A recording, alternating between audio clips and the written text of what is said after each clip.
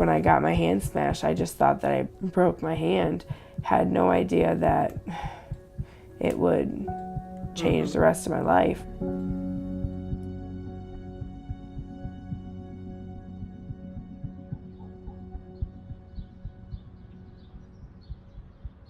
I suffer from a condition known as CRPS, which stands for Complex Regional Pain Syndrome.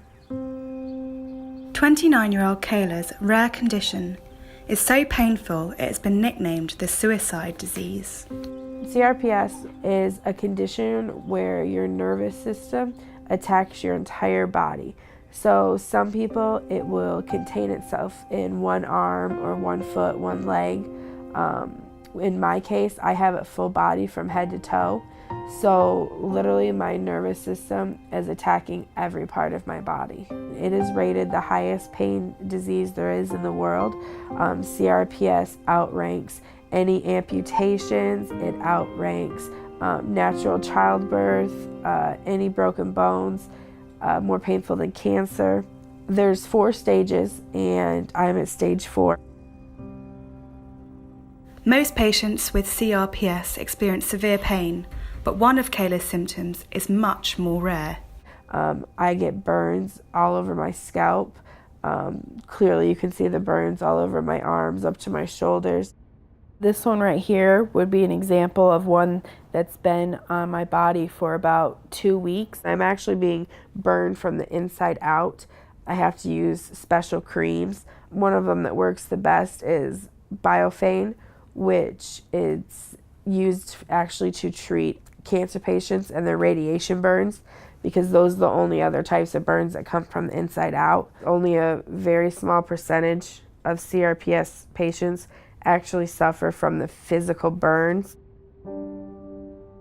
It took a simple accident at work which brought on Kayla's CRPS. When she called me that night that her hand was smashed at work, she sent me a picture and I thought, okay, the worst scenario is you broke it.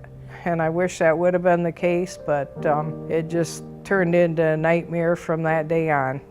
When I first got diagnosed, I was kind of in shock at first. I didn't really put 2 and 2 together how serious it was. I didn't realize at the time that it would completely stop me in my tracks. I mean, it flipped my whole world upside down. I went from managing a fine dining Italian restaurant and working anywhere from 60 to 80 hours a week till now literally I can barely get out of bed. This kind of pain is, I mean, you wouldn't wish it on anybody. Numerous times I've just, I wish it could have been me, but it isn't.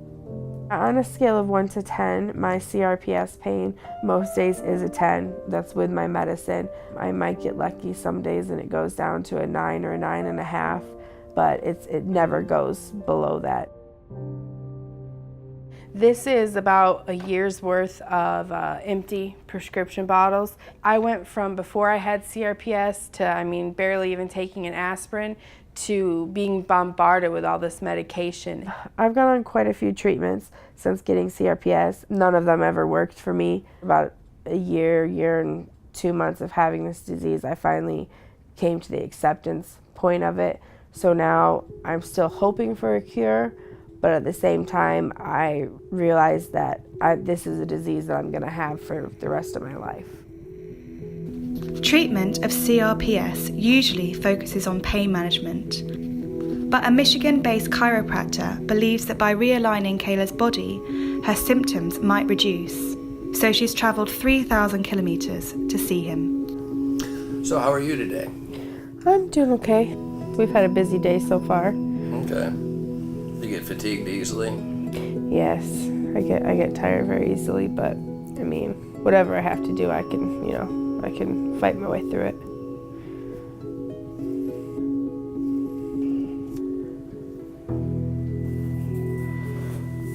Well, there's a lot of torque involved in this. Oh! Was that surprise or pain? Oh, pain. Okay, let me brace your head while you sit up. How you feeling right now? Sore. What's the first thing that you feel when you're going to have an episode of getting more sores? Is it starts burning down deep? From head to toe, I feel like someone's dumped gasoline on me, lit me on fire, and put me in a trash compactor. But my scalp, my face, and my arms, all the way up to my shoulders. There's this kink at the very top between the neck and the head that's causing all of these problems with your sympathetic nervous system. Adjusting the top 2 bones in your neck will help fix the head tilt, and working on your low neck, moving those bones forward, will allow your head to fall back over your body and take a lot of pressure off of your spinal cord. Has any doctor ever given you an explanation of why this happens that made any sense to you? Just basically they describe it as my nervous system is attacking every part of my body. We're increasing the space between the skull and the top of the neck to allow the cerebrospinal fluid to come out and the blood to go up, and her head will come back where it belongs and things will balance out. And it's a problem in her brainstem. That's where the temperature of your body is controlled. The doctors are putting nerve blocks at the top of her arm to stop pain from going down her arm. But the problem's not in her arm, it's in her neck and in her brain. So she can start healing herself once this interference is gone and things should get back to normal. She can get off the steroids so she can lose the weight that she gained. So she can get back in shape and she can go back to work like she wants to.